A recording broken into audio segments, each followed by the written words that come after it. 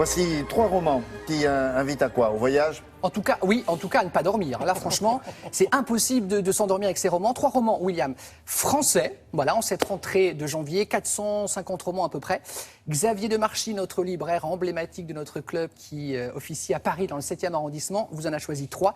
Je me suis... Mais alors, on se parle sincèrement, William, régalé. Si avec vous aimez 3 l'histoire, ah ouais. Si vous aimez l'histoire, parce que là, c'est très ancré dans l'histoire, sur des romans, mais sur un fond historique 19e et 20e siècle. On va commencer par Claire Barré, regardez, avec ce titre, Frères. P-H-R-E, accent grave, R-E-S. Avec une photo, alors ce n'est pas, regardez, approchez-vous, ce n'est pas Gad Elmaleh sur la couverture, il ressemble beaucoup à Gad. Il a un même regard, oui. Exactement, il s'appelait Monsieur Lecomte, il était, on va dire, poète dans les années 1920 à Reims, et elle va nous raconter, Claire Barré, ce qui s'est passé, 4 potes, 4 amis, écrivains, poètes, qui décident de faire en quelque sorte un cercle des poètes disparus. S'il y a un souffle de vie dans ce bouquin, il y a une énergie, il y a une innocence de la jeunesse absolument formidable. C'est édité chez Robert Laffont. Regardez, voici la sélection, et il vous en parle, c'est Xavier.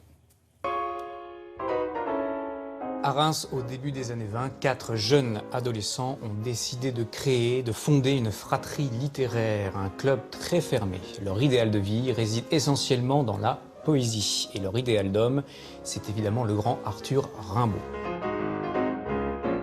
Seulement après la guerre à Reims, la vie est morne et la réalité vient vite se confronter à leur idéal de vie, à leur volonté de ne faire que corps avec la poésie. Ce livre, en fait, c'est le cercle des poètes disparus. C'est exactement la même chose, c'est-à-dire que vous retrouverez exactement la même intensité et la même beauté à chaque page. L'auteur réalise ici un tour de force d'écrire un livre somptueux à la fois sur les illusions de la jeunesse et sur les beautés de la littérature. Mon deuxième coup de cœur, Les vies multiples de Jeremiah Reynolds, de Christian Garcin, aux éditions Stock. Aux États-Unis, au XIXe siècle, un jeune homme issu d'un milieu populaire travaille comme bûcheron. Après un discours à ses collègues dans lequel il dit en substance « Je vous laisse et je serai célèbre », il part effectivement sur les routes du pays. Il rencontre un homme qui a une théorie. La Terre est creuse et la porte d'entrée se trouve en Antarctique. Commence une des multiples vies de Jeremiah Reynolds. Il va donc être le premier homme à fouler le continent antarctique, y survivre pendant plus de 10 jours. De là, il part à New York, mener une vie d'avocat. Entre-temps, il aura eu le temps d'écrire un roman. Il a été aussi révolutionnaire en Amérique latine.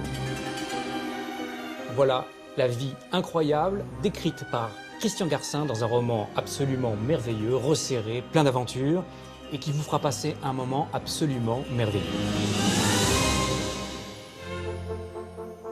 Et pour terminer, Mousseline la sérieuse de Sylvie Hiver aux éditions Héloïse d'Ormesson. En 1778, naît à Versailles la fille aînée de Louis XVI et de Marie-Antoinette, Marie-Thérèse d'Angoulême, surnommée par son oncle Mousseline la sérieuse. Destinée à devenir une princesse d'une des plus belles cours d'Europe, son destin va très vite être bouleversé par l'histoire. Emprisonnée à la Révolution, exilée en Autriche, elle va devenir l'une des principales opposantes à Napoléon et ensuite la principale figure de la monarchie en Europe. C'est la seule survivante de la famille royale.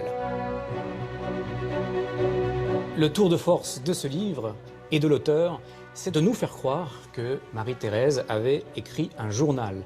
Écrit à la première personne, on a vraiment, véritablement le sentiment de lire ce journal jour après jour de cette reine.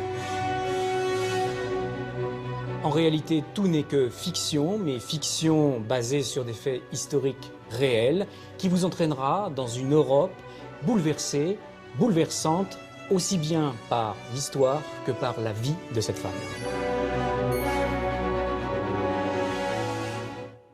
Mais c'est la véritable histoire de la fille de Louis XVI ou pas? Exactement, qui a survécu à la Révolution, qui est morte en 1851. C'était elle qu'on surnommait Madame Royale. Oui. Donc en fait, simplement fiction, parce que Sylvie Vert, donc, dans ce livre, se met à la place de Madame Royale. d'accord. Elle dit mes parents Mais ont été on guillotinés. connaît son parcours, on sait Moi, où elle a vécu. très honnêtement, ça. j'avais un peu tout oublié sur Mousseline la sérieuse. Ça sort dans quelques jours chez Héloïse d'Ormesson. On voulait être les premiers à vous en parler.